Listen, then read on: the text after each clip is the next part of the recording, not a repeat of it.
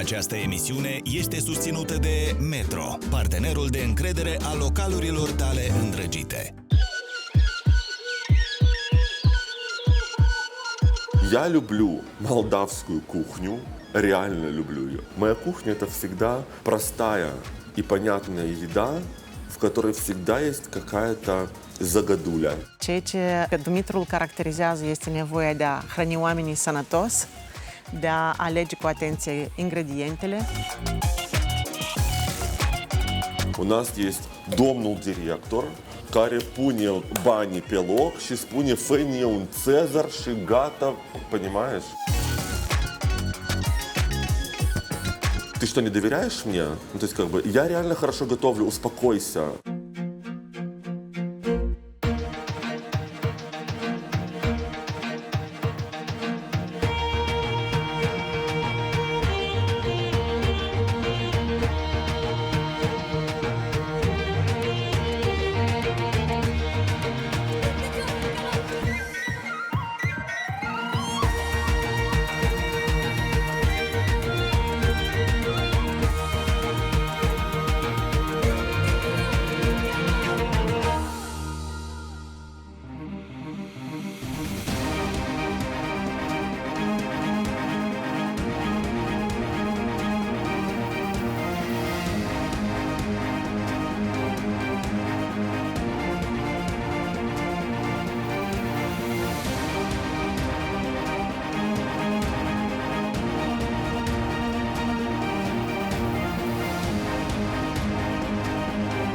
У меня не было такого, что я выбрал профессию повара. Я просто как-то в течение всей жизни аккуратно перетекал из одного в другое. И вот так вот. У меня было понимание еды вообще, в принципе, там, с детства.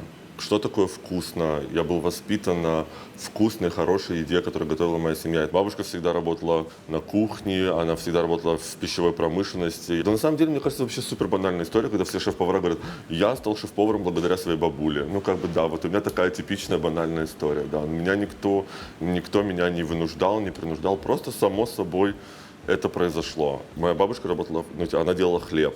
Тогда в советские времена был хлебзавод, как бы она делала хлеб. Я начал месить тесто с бабушкой в 5 лет.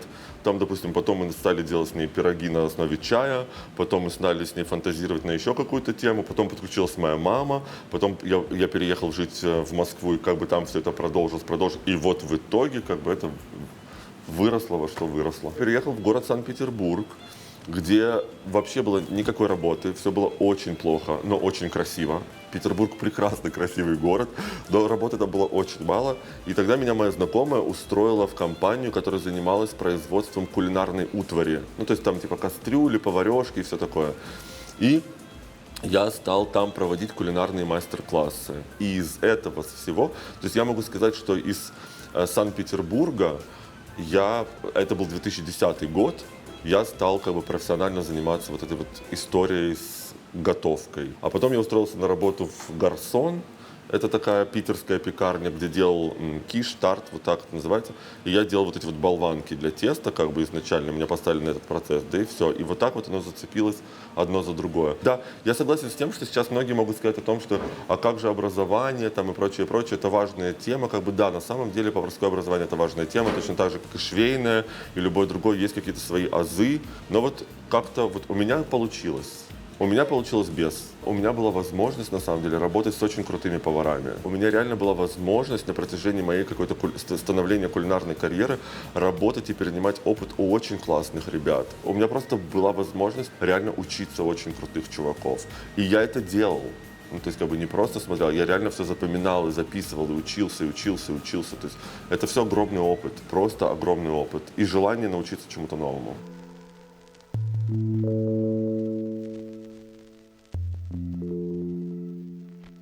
Для меня все шеф-повара, ну вообще повара, делятся на две очень понятные для меня категории. Есть повара такие технари, и есть повара такие как не знаю, бриллианты, скажем, ну таланты, наверное, будет так правильно.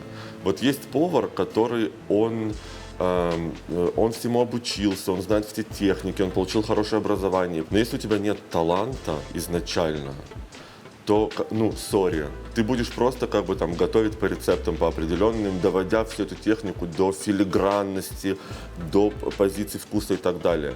И есть повара, которые являются просто талантливыми бриллиантами, которые мало, может быть, там понимают в технике. Хотя на самом деле все повара тоже понимают в техниках, потому что им интересно. Они всегда экспериментаторы, они всегда двигаются и пробуют и прочее, и прочее. И сейчас в нашем мире уже нет каких-то абсолютно строгих, четких правил и того, что, например, баклажан нужно запечь только так, как бы, и никак по-другому. Сейчас все экспериментируют. Баклажан можно запечь сейчас миллионами разных способов. И существуют таланты вот такие вот. И я склоняюсь больше к версии того, что без образования, но с талантом ты можешь стать крутым поваром. Но без таланта, но с образованием ты тоже можешь стать классным поваром. Но насколько классным – это вопрос. За меня всегда говорила тарелка. Всегда. Ну, то есть, как бы, никогда не было такого, что образование превышало или являлось каким-то ключевым моментом в решении работодателя взять или не взять меня на работу. Я просто показывал все на тарелке. Где твой диплом? Диплом – это вот тарелка. У блюда на тарелке есть много там составляющих, в том числе визуализация. То есть как бы то, как ты начинаешь есть блюдо на тарелке, ты начинаешь есть его глазами, об этом все говорят, ну как бы и так далее. Поэтому плейтинг, что касается плейтинга или расположения еды в тарелке, оно тоже имеет свои правила и тоже имеет свои нюансы. Там типа протеины сюда, углеводы сюда, это сюда. Ну, то есть все, как нужно размещать на тарелке, тоже имеет свою какую-то канву. Она не обязательно, не очень строгая, то есть это, наверное, для каких-то больше международных конкурсов. Я всегда был аутсайдером, мне кажется. Ну, то есть всегда такой, типа, чуть-чуть не... Все думают, все говорят периодически, что, типа, он не дружит с головой, как бы. Ну, то есть, как бы такое, знаешь, что-то он какой-то пришибленный чувачок. Это, вы помните, когда у нас в Кишиневе случился пожар в филармонии? Это кусок дрова сгоревшего с филармонии. Я, наверное, в большей степени всем не нравлюсь, чем нравлюсь. Ну, то есть, как бы, вот как-то так. Но меня это не смущает. Ну, то есть, как бы, ну, окей, как бы, хорошо. Это изначально это было очень обидно. То есть, у меня был, там, вначале я постоянно винил свою внешность, о том, что, как бы, все, я там, типа, у меня огромный нос, как бы, вообще такой несимпатичный и так далее. А потом что-то как-то я понимаю, что просто у меня есть какое-то определенное видение мира, как бы, и определенное видение, там, не знаю, отношений к жизни, отношений к самому себе, которое, возможно, разнится, там, с другими людьми. И это нормально. Типа, Дмитру Бойко, типа, он странный чувак. Окей, ребята, ну, типа, спасибо, для меня это комплимент. Хорошо, буду дальше странным. Мамалыга за 6 лей, товарищи. Видали? Гришка за 10. Пыня за лей. Пыня за лей. О, повтим. Наверное, пыняста. Уже кто-то поел. Кто-нибудь может к нам, не самый стеснительный, подойти? Кто не стесняется? Все стесняются. Вот за что я люблю Молдову, за то, что как бы все постоянно стесняются. Чего стесняться-то, господи? Да. Supă cu linte, orez și salată de varză. Încă ceva? Да, pentru tot echipa. У меня вот, смотрите, гречка и салат с капустой. Я счастлив абсолютно. Сейчас попробуем посолить, кстати. И хлеб, понимаете, белый. На дрожжах с сахаром. Ну, как бы, ну и что? Столовая — это не только про еду, это атмосфера прежде всего. Ну-ка. А такая, это варза, знаешь, такая уже батути, видимо.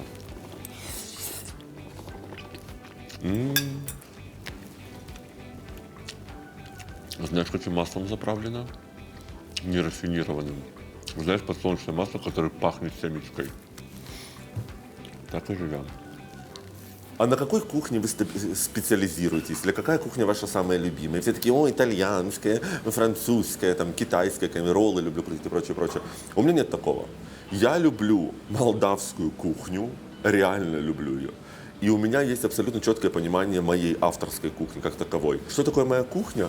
Моя кухня — это всегда простая и понятная еда, в которой всегда есть какая-то Zăgădulea. În momentul în care pe mapamondul chișinăuian a apărut un Dumitru Boicu, îmbrăcat colorat, care se exprima extrem de gustos și despre mâncare și despre lumea care îl înconjoară, am căutat să fac cunoștință cu el și am zis că vreau să vin să mănânc din ceea ce gătești tu, pentru că până la urmă asta definește un bucătar. Și eu cred că am să țin minte tot timpul mâncarea aceea care mi-a servit-o el. Era un hummus în care el a pus un ingredient secret, eu nu știu care, dar eu am să țin minte acel hummus și a fost o caracatiță extrem de gustos gătită. Dar cel mai important este cum omul ăla te mănâncă cu privirea în timp ce tu îi mănânci mâncarea. Ăsta e omul care atât de mult îi pasă de reacția pe care o să o vadă pe față, pe care tu nu poți să o mimezi. Tu poți spui prin cuvinte alte lucruri, dar pe fața ta se va citi, e bună mâncarea sau nu e bună. Am comandat o supă, la care, după ce am gustat prima lingură, am rugat chelnerul să-mi aducă un pic de sare. Deci au trecut câteva minute, fix vreo 2-3 minute și am auzit pe terasă o voce foarte indignată care țipa: "Кому здесь нужна была соль?" Atunci inima mi-a picat un pic în călcâi și când m-am întors am văzut pe Dumitru care căuta cu ochii acel infractor care a rămas nemulțumit de combinația de ingrediente pe care el a vrăjit în farfuria aceea. Deci după câteva minute de spaimă am făcut cunoștință, s-a așezat la masa noastră și ne-a povestit, deci, de fapt, că totul ce combină el în farfuriile pe care noi cumpărăm, deci este foarte minuțios gândit și el crede că anume încă un microgram de sare poate strica această импрессия. Ты ешь что-то, и ты понимаешь, что вот как бы все понятно, вот как бы курица понятно, там типа, или вот овощи понятно, а что вот это вот такое, вот что это такое интересное, и ты не понимаешь, что это, но тебе это nравится.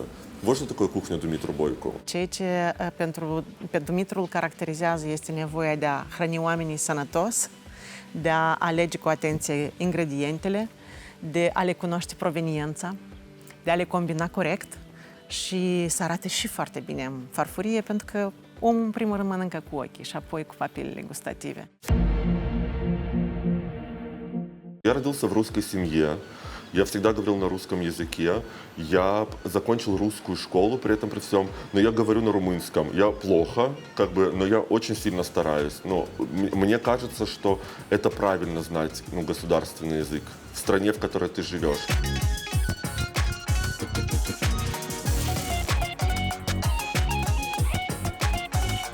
Я родился и вырос на ботанике, то есть я типа ботанический парень. У нас был очень дружный двор. Вообще в те времена были очень дружные дворы и очень классные дворы. Но на ботанике есть один-единственный двор в Кишиневе, который я потом уже читал, который был спроектирован каким-то французским архитектором. У нас была какая-то определенная локация с глухонемыми людьми во дворе. И этот двор, он был сконструирован каким-то французом по принципам какой-то там французской горки. Я не знаю, как это правильно называется. Но если посмотреть, значит, стоят 4 дома, и во дворе вот таким принципом как бы ландшафтного дизайна были расположены фонтан, водопад и 2 бассейна. Открытых 2 бассейна в то время, ну то есть как бы в Алеу. Это был настоящий бассейн.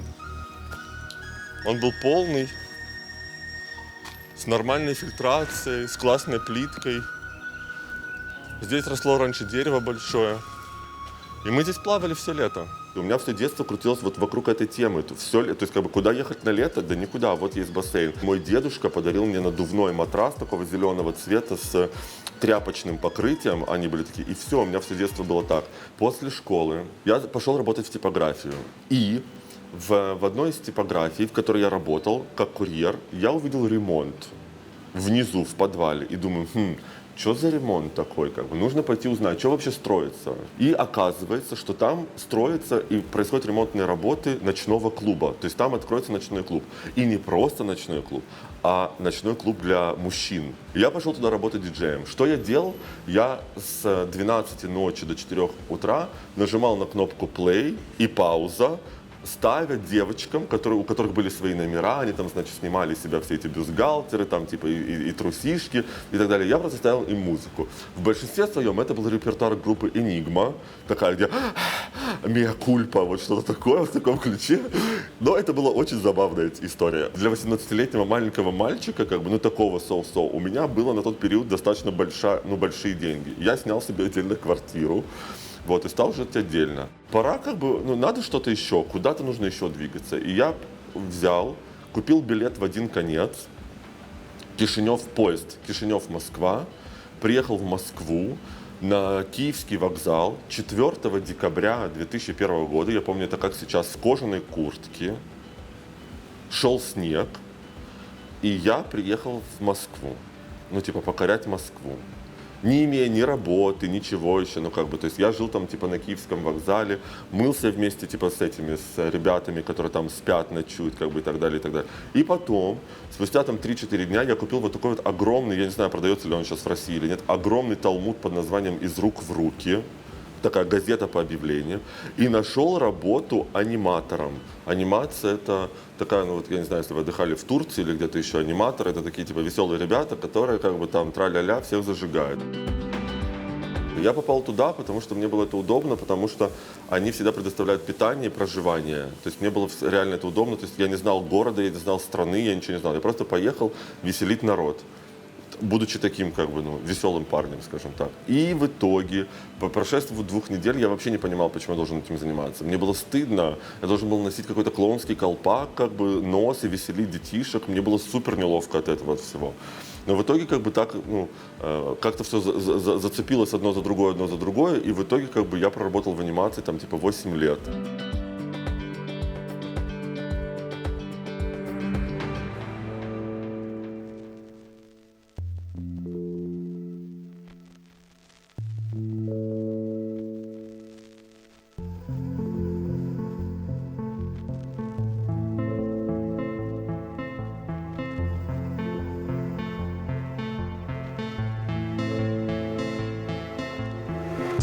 У меня в меню, ну вот в ресторане, где я работал, как бы у меня в меню всегда есть что-то связанное с кольцом.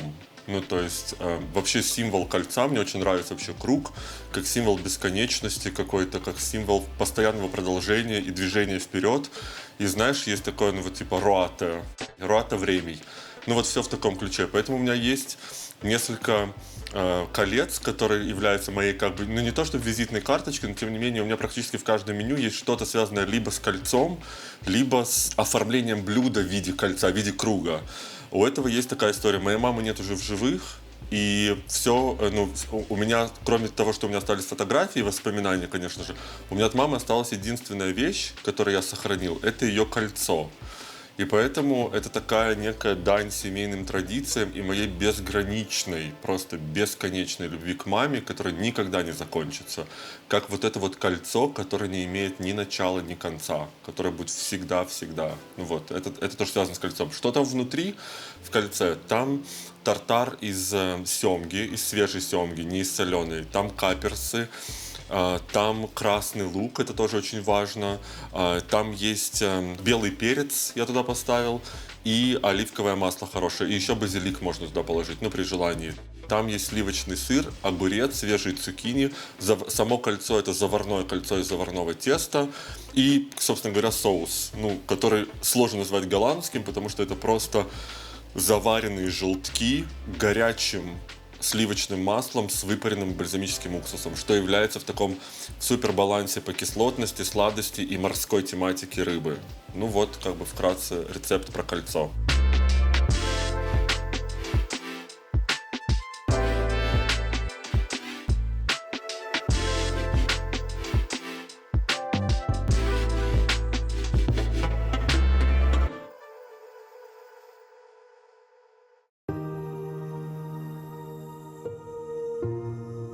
Почему я вернулся в Молдову?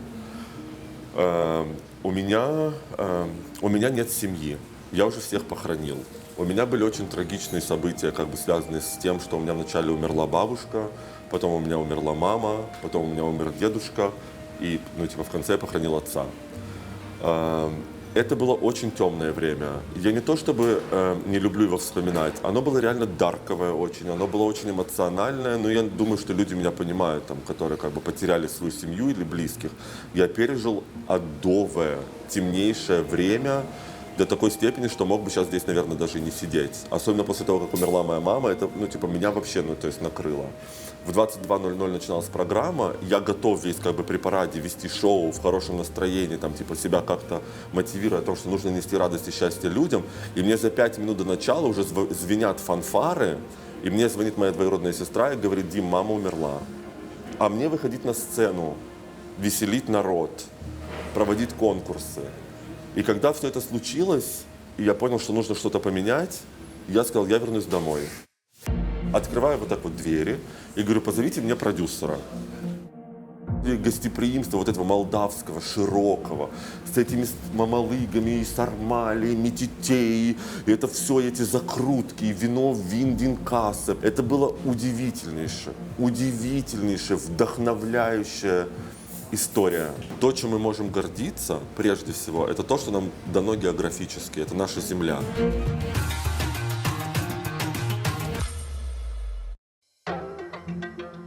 Я вернулся домой, я пожил немного дома, и потом я понял, что если я не займусь чем-то как бы здесь, в своей стране, и что-то не сделаю, меня просто эта эмоциональная, темная волна накроет, и я буду, не знаю, там, что-то произойдет такое, что не должно происходить. Это был декабрь месяц. Я еду в 24-м троллейбусе, я помню это как сейчас. Вот так вот в телефоне набираю молдавское телевидение. Мне первое, что попадает, я открываю ссылку, смотрю адрес, еду в офис этого телеканала, вот так вот поднимаюсь на второй этаж, открываю вот так вот двери и говорю, позовите мне продюсера. Ко мне выходит Сережа Скобиуала, который был продюсером того времени канала, сейчас тоже, по-моему. И я ему говорю, Сереж, меня зовут Думитру Бойко. Я родился и вырос в Кишиневе, я повар. Я 15 лет прожил и проработал в Москве. Давай мы с тобой сделаем проект телевизионный, который будет иметь формат того, что вот шеф-повар, который родился и вырос в Кишиневе, но очень многое время проработал за границей, возвращается в свою страну для того, чтобы ее заново, как называется, дископера, вновь ее изучить. Ну что, мы вернулись к кизилу, но продавца опять здесь нет, собственно говоря, поэтому, я не знаю, может быть, это традиция молдавского рынка такого, что как бы никому не жалко, из категории «я пойду, пройдусь, а вот тут у меня кизил будет». Поэтому в качестве исключительного эксперимента, я не думаю, что это возможно так делать, но мы все-таки купим кизил без продавца, потому что здесь есть люди вокруг, я думаю, что никто не сможет нас обвинить в том, что мы его украли. И мы сняли 2 сезона по 6 серий «Бойкой кухни». Мы сняли в начале 1 сезон, потом нам дали еще дополнительные денег и финансирование, и мы сняли 2 сезон. И у меня за эти 2 года была удивительнейшая возможность познакомиться с нашей страной. Я был практически в любой точке на карте Молдовы, от юга до севера и от запада до востока. Мы были в Джурджулештах, мы были на самом верху, на всех границах и прочее, прочее. У человека, который 18 лет прожил только в Кишиневе, и максимум, где путешествовал, это между Чеканами и с Кулянкой, и все. У меня была возможность познакомиться с Молдовой. Не просто с Молдовой, как с географической историей, с людьми, которые делают невероятные, в том числе и гастрономические вещи. И это не только банальное вино, про которое все постоянно говорят. Нет, это и сыры, и десерты, и мед гонят, и сидры делают, и какие-то варенья, и какие-то консервы, и хлеб. Всем привет. Поехали. Поехали. Ну, присану-ка я сыр, пожалуй.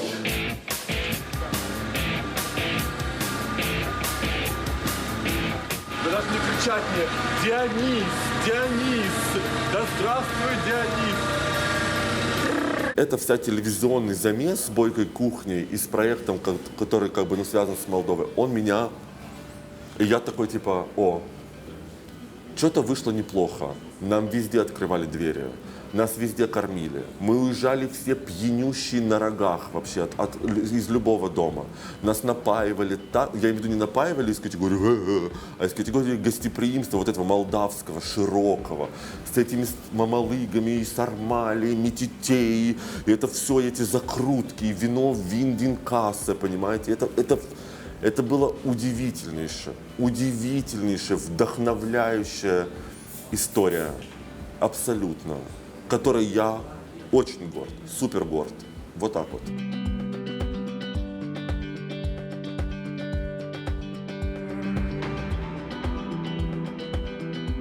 Когда ты работаешь на кого-то, тебе очень важно соблюдать коммерческий баланс, потому что ты должен понимать, что история про ресторанный мир — это история про бизнес.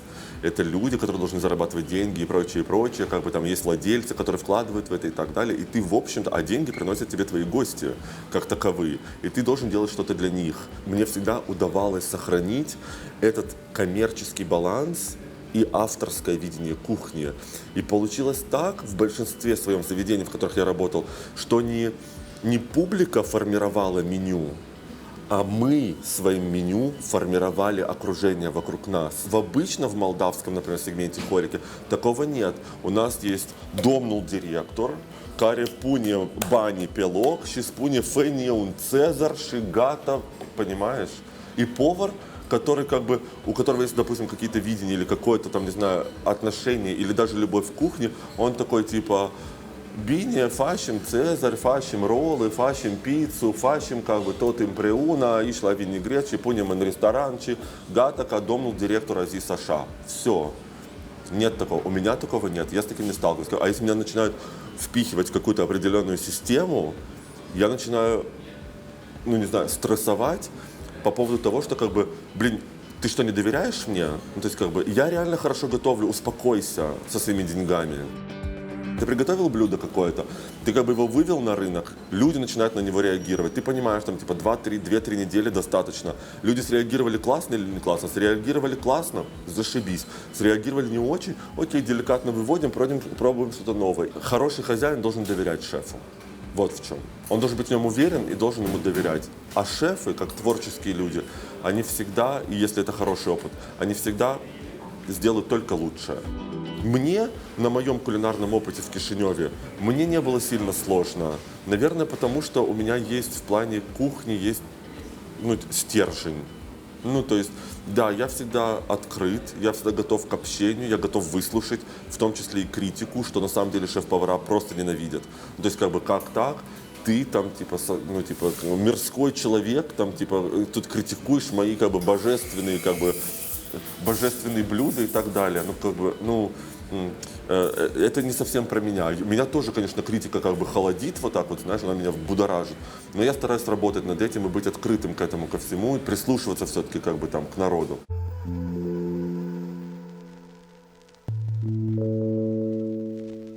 Шеф-повару необходимо вдохновение. То есть когда-то ты вдохновляешься, гуляя по Пьяцца Централе, и вдохновляешься продуктом. Когда-то ты вдохновляешься, гуляя в Лувре.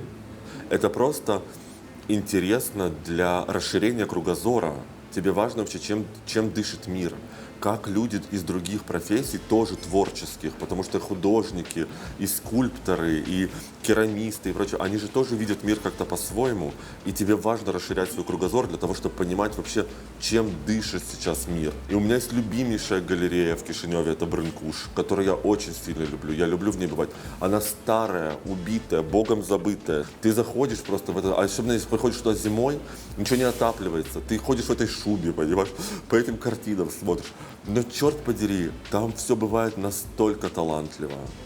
Там бывают такие невероятные работы, и картины, и скульптуры, и живопись. И вообще я люблю Брынкуша. Ну, то есть, как бы я люблю Центрул Экспедиционал Константин Брынкуш. Правда, я там вдохновляюсь.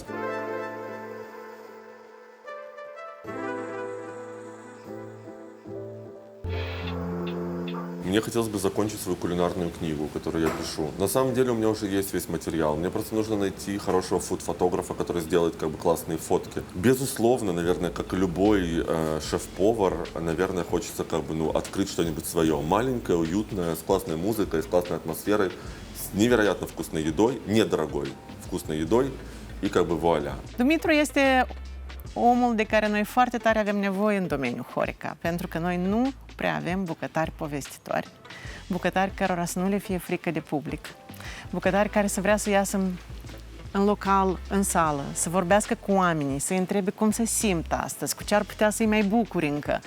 Și eu aș vrea foarte mult el să ajungă, să-și împlinească visul de a-și deschide acel local, care să fie și un exemplu pentru colegii lui din Breasla, că bucătarul nu trebuie să fie un anonim din spatele restaurantului. Bucătarul trebuie să fie vedeta localului, atracția localului, magnetul ăla care să te facă să vii pentru om, pentru că omul ăla gătește gustos. Și Dumitru Boicu este omul colorat care gătește gustos și care mi-a mai rămas un singur lucru, să aibă propriul lui local. Это может прозвучить странно очень сейчас для шеф-повара, как бы, который... Но Я хочу полететь в космос. Вот я надеюсь на то, что как бы через 10 лет, когда космический туризм будет уже, наверное, как бы не будет стоить миллиарды денег, и не придется продать все свои почки, как говорила об этом моя мама, там, сердце или полруки. Ну, то есть я хочу реально увидеть планету Земля как бы с космоса. Мне хочется увидеть это своими глазами, ощутить гравитацию и вообще как бы улететь подальше от Земли.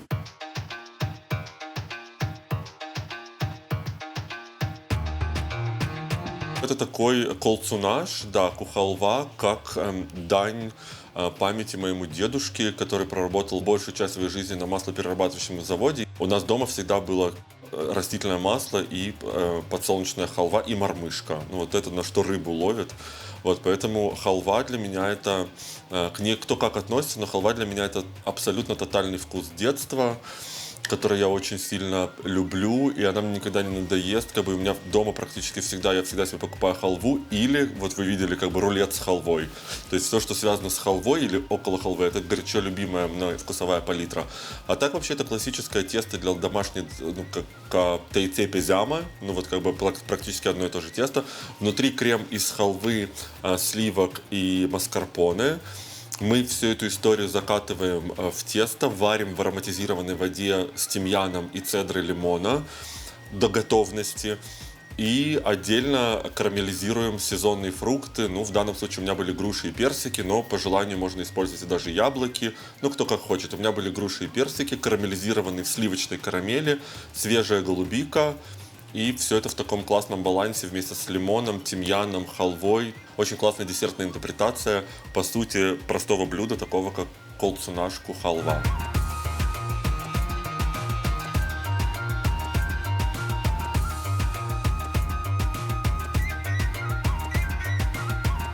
Нам как нации не хватает какого-то единения. И не хватает каких-то поводов для единения и гордости. То, чем мы можем гордиться, прежде всего, это то, что нам дано географически, это наша земля. Неважно, насколько сухую ветку ты воткнешь в молдавскую землю, она все равно даст тебе плоды. Это говоря о нашем черноземе. Мы страна аграриев. Мы на протяжении многих лет выращиваем что-либо на земле, умея ее возделывать и относясь к ней с уважением. Вкусная еда начинается с вкусного продукта. Это математика, которую невозможно нарушить. Да, там кто-то куда-то валит, и прочее, но какой-то процент есть, которые любят страну, в которой родились, и хотят что-то для нее сделать. А на чем еще держится эта страна? Да на людях.